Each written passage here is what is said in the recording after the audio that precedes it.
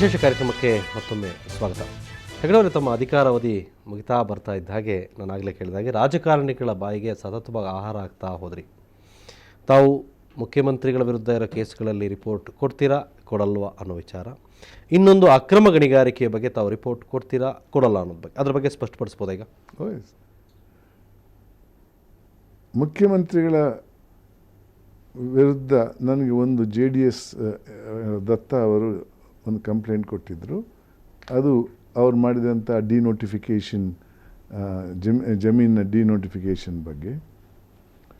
ಅದನ್ನು ವಿಚಾರಣೆ ಮಾಡಿ ನಾನು ಅವರಿಗೆ ನೋಟಿಸ್ ಕೊಟ್ಟಿದ್ದೆ. ಆ ನಡುವೆ ಅವರೇನು ಮಾಡಿದರು ಅಂದರೆ, ನನ್ನ ವಿಚಾರಣೆಯಿಂದ ತಪ್ಪಿಸೋಕ್ಕೆ ಒಂದು ಆಯೋಗವನ್ನು ಮಾಡಿದರು. ಆ ಆಯೋಗಕ್ಕೆ ನನ್ನ ಸಂಸ್ಥೆಯಲ್ಲಿರುವಂಥ ಎಲ್ಲ ಲ್ಯಾಂಡ್ ಎಕ್ವಿಸಿಷನ್ನು ಮತ್ತು ಡಿನೋಟಿಫಿಕೇಷನ್ ಕೇಸ್ಗಳನ್ನು ಅದಕ್ಕೆ ವರ್ಗಾಯಿಸಬೇಕಂತ ಅವ್ರು ಹೇಳಿದರು. ನನಗೆ ಕಾಣಿಸ್ತದೆ ಅವರಿಗೆ ಸರಿಯಾದ ಕಾನೂನು ಸಲಹೆ ಯಾರೂ ಕೊಟ್ಟಿಲ್ಲ ಅಂತ. ನಾನು ಹೇಳಿದೆ, ನಾನು ಕೊಡಲ್ಲ ಆಯೋಗಕ್ಕೆ. ನಮ್ಮ ಲೋಕಾಯುಕ್ತ ಸಂಸ್ಥೆಯ ಕಾನೂನು ಪ್ರಕಾರ ಈ ಪೆಂಡಿಂಗ್ ಕೇಸ್ಗಳನ್ನು ವರ್ಗಾವಣೆ ಮಾಡಬೇಕಾದ್ರೆ ಲೋಕಾಯುಕ್ತರ ಸಮ್ಮತಿ ತಗೊಳ್ಬೇಕು. ಈ ಸಮ್ಮತಿಯನ್ನು ನೀವು ತಗೊಂಡಿಲ್ಲ, ಅದನ್ನು ನಾನು ಬಿಟ್ಟು ಕೊಡಲ್ಲ ಅಂತ ಹೇಳಿದೆ. ನಾನು ಇಟ್ಕೊಂಡೆ. ಅದರಲ್ಲೇ ಸಮಯದಲ್ಲಿ ಒಂದು writ petition, public interest writ petition file ಆಯಿತು ಇದೇ ಸಬ್ಜೆಕ್ಟಲ್ಲಿ, ಯಾರು ಮಾಡಬೇಕು ಅನ್ನೋ ವಿಚಾರದಲ್ಲಿ. ನಾನು ಹೇಳಿದೆ, ಇದು ಸಬ್ಜುಡಿಸ್ ಅನ್ನೋ ಒಂದು ಪ್ರಿನ್ಸಿಪಲ್ ಇದೆ. ಕೋರ್ಟಲ್ಲಿ ಪೆಂಡಿಂಗ್ ಇರುವಾಗ ಅದನ್ನು ಮುಂದುವರಿಸೋದು ಸರಿಯಲ್ಲ ಅನ್ನೋದು. ಆ ಪ್ರಿನ್ಸಿಪಲಲ್ಲಿ ನಾನು ಪಬ್ಲಿಕ್ಕಾಗಿ ಹೇಳಿದೆ, ನಾನು ಇದನ್ನು ಮುಂದುವರಿಸುವುದಿಲ್ಲ ಕೋರ್ಟ್ನವರು ಅವರ ಆದೇಶ ಕೊಡುವವರೆಗೆ. ಎದುರುಗಡೆಯವರು ಆ ಇನ್ನೊಂದು ಆಯೋಗದವರು ಅವರು ಮುಂದುವರಿಸಿದರು. ಕೋರ್ಟ್ನವರು ತಡೆ ಆಜ್ಞೆ ಕೊಟ್ಟರು.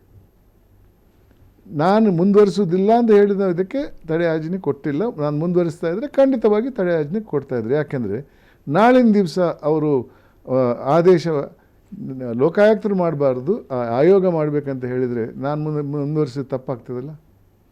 ನನಗೂ ಕಾನೂನಿನ ಮಾಹಿತಿ ಸ್ವಲ್ಪ ಇದೆ. ಆದರೆ ಆ ಮಾತಾಡೋರು ಇದ್ದಾರಲ್ಲ, ಅವ್ರಿಗೆ ಒಬ್ಬರು ಹೇಳ್ಬೋದು, ನಾನು ವಕೀಲ, ಭಾಳಷ್ಟು ಪ್ರಾಕ್ಟೀಸ್ ಮಾಡಿದ್ದೇನೆ, ನಾನೇ ಆದರೆ 3 ಗಂಟೆಯಲ್ಲೇ ಚಾರ್ಜ್ ಶೀಟ್ ಆಗ್ತಾಯಿದ್ದೆ ಅಂತ ಒಬ್ಬ ರಾಜಕಾರಣಿ ಹೇಳಿದರು.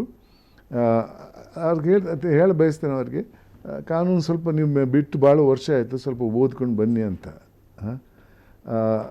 ಇದು ನಾನು ನನ್ನ ಕೆಲಸದಿಂದ ಅದನ್ನು ತಪ್ಪಿಸಿದಲ್ಲ, ನನಗೆ ಮಾಡೋಕ್ಕೆ ಸಾಧ್ಯ ಇಲ್ಲ. ಯಾಕೆಂದರೆ ಕೋರ್ಟಲ್ಲಿ ಆ ಕೇಸು ಪೆಂಡಿಂಗ್ ಇದೆ.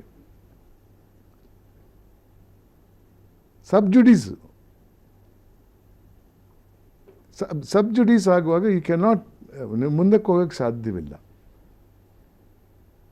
ರೈಟ್. ಈಗ ತನಿಖಾ ವರದಿ ಕೊಡ್ತಾ ಇದ್ದೀರಿ ತಾವು, ಆ ವರದಿ ಹೇಗಿರುತ್ತೆ? ಆ ತನಿಖಾ ವರದಿ ಕೊಡ್ತೀನಿ. ನನಗೆ ಅಧಿಕಾರ ಇನ್ನೂ ಬಂದಿಲ್ಲ ಕೋರ್ಟಿಂದ. ರೈಟ್. ಗಣಿಗಾರಿಕೆಗೆ ಸಂಬಂಧಪಟ್ಟ ಗಣಿಗಾರಿಕೆ ನಾನು ಕೊಡ್ತೀನಿ. ಅದರ ವಿಚಾರದಲ್ಲಿ 2 ಮಾತೇ ಇಲ್ಲ. ಆ ನಡುವೆ ಎಲ್ಲಾದರೂ ಹೋದರೆ ಕಥ ಮಾತ್ರ, ಅದು ಬೇರೆ ವಿಚಾರ. ಜೀವಂತವಾಗಿ ಇದ್ದರೆ ಇನ್ನೊಂದು 10 ದಿವಸ ಕೊಡ್ತೀನಿ ಆ ರಿಪೋರ್ಟ್ ಕೊಟ್ಟೇ ಇರಬಹುದು ಅನ್ನೋದನ್ನೇನಾದರೂ ಇಲ್ಲ, ಅದನ್ನು ನಾನು ಚರ್ಚೆಗೆ ತರಲ್ಲ. ಆದರೆ ಖಂಡಿತವಾಗಿ ಒಂದು ಸಮಗ್ರವಾದ ವಿಚಾರ, ಎಷ್ಟು ದೊಡ್ಡ ಮಟ್ಟದಲ್ಲಿ ಅಕ್ರಮ ಗಣಿಗಾರಿಕೆ ನಡೆದಿದೆ ಅನ್ನೋದನ್ನು ತಿಳಿಸ್ತೇನೆ. ಮತ್ತು ನನಗೆ ಅನ್ನಿಸ್ತದೆ, ನಾನು ಕೊಟ್ಟ ಮೊದಲನೇ ರಿಪೋರ್ಟ್ ಹೋದ ಮೇಲೆ ಅದನ್ನೇ ಅಲ್ಲಿದ್ದಂಥ ನಾನು ಹೇಳಿದಂಥ ಮಾತುಗಳನ್ನು ಒಂದು ರೀತಿಯಲ್ಲಿ ಗಮನದಲ್ಲಿ ಇಟ್ಟುಕೊಂಡು ಆ ದಾರಿ ಬಿಟ್ಟು ಇನ್ನೊಂದು ದಾರಿ ಹಿಡ್ಕೊಂಡು ಹಿಂದೆ ಆಗ್ತಾ ಇದ್ದಂಥ ಅಕ್ರಮ ಗಣಿಗಾರಿಕೆಯಿಂದ ಒಂದು ಹಲವು ಪಾರು ಜಾಸ್ತಿ ಮಾಡ್ತಾ ಇದ್ದಾರೆ. ಅದ್ರ ಬಗ್ಗೆ ಸಮಗ್ರವಾಗಿ ಬರೀತೇನೆ. ಮತ್ತು ಕೆಲವು ನಿಮ್ಮ ರಿಪೋರ್ಟ್ ಈ ರಾಜ್ಯ ಮತ್ತು ಈ ದೇಶದ ಜನ ಬೆಚ್ಚಿ ಬೀಳಿಸೋ ರೀತಿ ಇದೆಯಾ? ಹೇಳ್ಬೋದು. ಈ ದೇಶದಲ್ಲಿ ಏನು ಅಕ್ರಮಗಳು, ಭ್ರಷ್ಟಾಚಾರ ಇಲ್ಲಿವರೆಗೂ ನಡೆದಿದೆ, ಅದಕ್ಕೆಲ್ಲದಕ್ಕಿಂತಲೂ ದೊಡ್ಡದ ಈ ಹಗರಣ? ಅಥವಾ ಹಣದ ವಿಚಾರದಲ್ಲಿ ಹೌದು, ಈ ದೇಶದಲ್ಲೇ ಬಹಳ ದೊಡ್ಡ. ಹೌದು.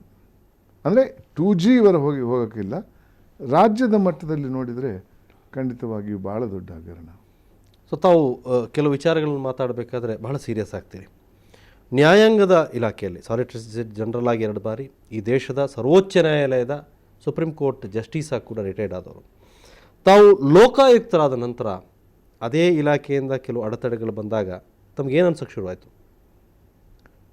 ಬೇಜಾರಾಗಿದೆ. ಆದರೆ ಒಬ್ಬ ನ್ಯಾಯಾಧೀಶನಾಗಿದ್ದು ನ್ಯಾಯಾಲಯದಲ್ಲಿ ಪೆಂಡಿಂಗ್ ಇರುವಂಥ ವಿಚಾರದಲ್ಲಿ ಟೀಕೆ ಟಿಪ್ಪಣಿ ಮಾಡೋದು ಸರಿಯಲ್ಲ. ಅದರಿಂದ ಪರ್ಟಿಕ್ಯುಲರ್ ಕೇಸ್ ಕೇಳ್ತಾ ಇಲ್ಲ, ಜನರಲ್ ಆಗಿ ನಾನು ಹೇಳ್ತಾ ಇದ್ದೇನೆ. ಅದರಿಂದಾಗಿ ತಮ್ಮ ಪ್ರಶ್ನೆಗೆ ಜವಾಬ್ ಕೊಡೋಕ್ಕೆ ಸ್ವಲ್ಪ ಕಷ್ಟ ಆಗ್ತದೆ. ಆದರೆ ಒಂದು ಮಾತು ಹೇಳಿ ಬಯಸ್ತೇನೆ ತಮಗೆ, ಅಂತೂ ಇಂತೂ ಕೆಲವು ಕೇಸ್ಗಳಲ್ಲಿ ತಡೆಯಾಜ್ಞೆ ಇವಾಗ ಇಲ್ಲ. ನಾವು ಚಾರ್ಜ್ ಶೀಟ್ ಹಾಕಿದ್ದೇವೆ. ಕೊನೆಗೂ ನಾನು ಆಫೀಸಲ್ಲಿ ಇದ್ದಾಗ ಚಾರ್ಜ್ ಶೀಟ್ ಹಾಕಬೇಕು ಪೊಲೀಸ್ನವರು ಅನ್ನೋದು ನಂದು ಒಂದು ಅನಿಸಿಕೆ ಆಗಿತ್ತು. ಹಾಕಬಾರದು ಅನ್ನೋ ಒಂದು ಅನಿಸಿಕೆ ಕೆಲವರಲ್ಲಿತ್ತು. ಅದು ಅವರು ತಿಳ್ಕೊಂಡಂಗೆ ಆಗಿಲ್ಲ. ತಮ್ಗೆ ಅನ್ಸೋಕ್ಕೆ ಶುರುವಾಯಿತು ಏನಾದರೂ ಈ ಭ್ರಷ್ಟ ವ್ಯವಸ್ಥೆ, ರಾಜಕಾರಣಿಗಳು ಮತ್ತು ದೊಡ್ಡ ಮಟ್ಟದ ಅಧಿಕಾರಿಗಳು ಎಲ್ಲ ಸಣ್ಣ ಪುಟ್ಟವರು, ಅದು ಭ್ರಷ್ಟಾಚಾರ ಅಲ್ಲಿವರೆಗೂ ಇಳಿದುಬಿಟ್ಟಿದೆ, ಅದು ಆದರೂ ಇದನ್ನು ಸುಧಾರಿಸೋದಕ್ಕೆ ಸಾಧ್ಯ ಇಲ್ಲ ಅಂತ ಅನ್ಸೋಕ್ಕೆ ಶುರುವಾಗಿದೆ? ಇಲ್ಲ, ನಾನು ಭಾಷಾವಾದಿ. ಸುಧಾರಿಸೋಕ್ಕೆ ಸಾಧ್ಯ ಇದೆ. ಸುಧಾರಿಸುವಂಥ ಸಂಸ್ಥೆಗಳನ್ನು ಬಲಪಡಿಸಿದರೆ ಮತ್ತು ನ್ಯಾಯಾಂಗದಲ್ಲಿ ಸ್ವಲ್ಪ ಸುಧಾರಣೆ ತಂದರೆ, ಅಂದರೆ ನ್ಯಾಯಾಂಗದಲ್ಲಿ ಈ ಸುಧಾರಣೆ ಏನಂದರೆ ಆದಷ್ಟು ಬೇಗ ಈ ಕೇಸ್ಗಳ ಮುಕ್ತಾಯ ಆಗಬೇಕು. ನಾವು ಜನ್ ಲೋಕಪಾಲ್ ಬಿಲ್ಲಲ್ಲಿ ಒಂದು ಸಜೆಷನ್ ಮಾಡಿದ್ದೇವೆ, ಏನಂದರೆ ಎಲ್ಲ ಭ್ರಷ್ಟಾಚಾರದ ಕೇಸುಗಳು 1 ವರ್ಷದ ಒಳಗಡೆ ಮೊದಲನೇ ಕೋರ್ಟಲ್ಲಿ ಅಂತ್ಯವಾಗಬೇಕು. ಯಾವುದೇ ರೀತಿಯಲ್ಲಾಗಲಿ ಬಿಡುಗಡೆ ಆಗ್ಬೋದು, ಶಿಕ್ಷೆ ಆಗ್ಬೋದು.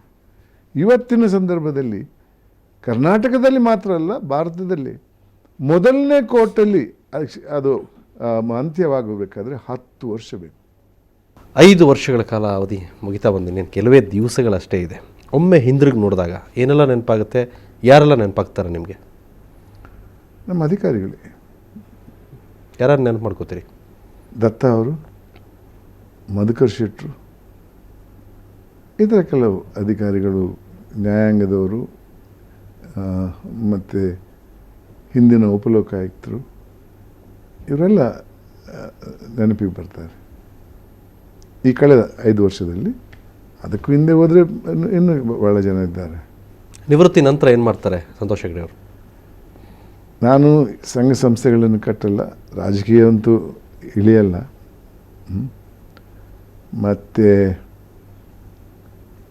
ಯಾವುದೇ ಸಂಸ್ಥೆಗಾಗಿ ಹಣ ವಂತಿಗೆ ತಗೊಳ್ಳೋಕ್ಕೆ ಹೋಗಲ್ಲ. ಆದರೆ ಯಾವುದೇ ಒಂದು ಸಮಸ್ಯೆ, ಭ್ರಷ್ಟಾಚಾರಕ್ಕೆ ಸಂಬಂಧಪಟ್ಟದ್ದು, ದುರಾಡಳಿತಕ್ಕೆ ಸಂಬಂಧಪಟ್ಟದ್ದು ಸಮಸ್ಯೆಗಳು ಸಾರ್ವಜನಿಕವಾಗಿ ಬಂದರೆ ಖಂಡಿತವಾಗಿ ಆ ಸಮಸ್ಯೆಯ ಅದನ್ನು ಸರಿಪಡಿಸೋಕ್ಕೆ ಹೋರಾಟ. ರಾಜ್ಯದಲ್ಲೇ ಇರ್ತೀರಾ ಅಥವಾ ಬೇರೆ ಕಡೆ ಹೋಗ್ತೀರಾ? ಬೇರೆ ಕಡೆ ಅಂದರೆ ಬೇರೆ ಕಡೆ ಅಷ್ಟು ದೊಡ್ಡ ಒಂದು ಬಂದರೆ ಹೋಗ್ಬೋದು. ಇವಾಗ ಜನ್ ಲೋಕಪಾಲ್ ಬಿಲ್ನ ವಿಚಾರದಲ್ಲಿ ಫುಲ್ ಫ್ಲೆಡ್ಜ್ ಆಗಿ ಅದಕ್ಕೆ ವರ್ಕ್ ಮಾಡ್ತೀನಿ ನೀವು? ಹೌದು. ರೈಟ್. ಸಂತೋಷ್ ಹೆಗ್ಡೆ ಅವರೇ, ರಾಜ್ಯದ ಜನತೆ ಕೊನೆಯದಾಗಿ ಏನು ಹೇಳಕ್ಕೆ ಬಯಸ್ತೀರಿ? ಮನಪೂರ್ವಕವಾದ ಧನ್ಯವಾದಗಳನ್ನು ಕೊಡಬೇಕು ಬಯಸ್ತೇನೆ. ಭಾಳಷ್ಟು ಸಹಾಯ ಮಾಡಿದ್ದೀರಾ, ಭಾಳಷ್ಟು ಪ್ರೀತಿಸಿದ್ದೀರಾ. ಅದಕ್ಕೆ ನನ್ನ ಸಂಪೂರ್ಣ ವಂದನೆಯನ್ನು ಸಲ್ಲಿಸ್ತಾ ಇದ್ದೆ. 5 ವರ್ಷಗಳ ಕಾಲ ನಿಮ್ಮ ಕುಟುಂಬದ ಜೊತೆ ಕಳೆದಕ್ಕಿಂತಲೂ ಹೆಚ್ಚು ಲೋಕಾಯುಕ್ತ ಸಂಸ್ಥೆಯಲ್ಲಿ ಕಳೆದಿದ್ದೀರಿ, ಬೇರೆ ಬೇರೆ ಜನಗಳ ಜೊತೆ ಕಳೀತಾ ಇದ್ದೀರಿ. ಅದು ಬಿಟ್ಟು ಹೋಗಬೇಕು ಅಂತ ಅನ್ನಿಸ್ತಾ ಒಂದು ಕ್ಷಣ ಏನು ಅನ್ನಿಸ್ತಾ ಇದೆ ನಿಮಗೆ? ನೋಡಿ,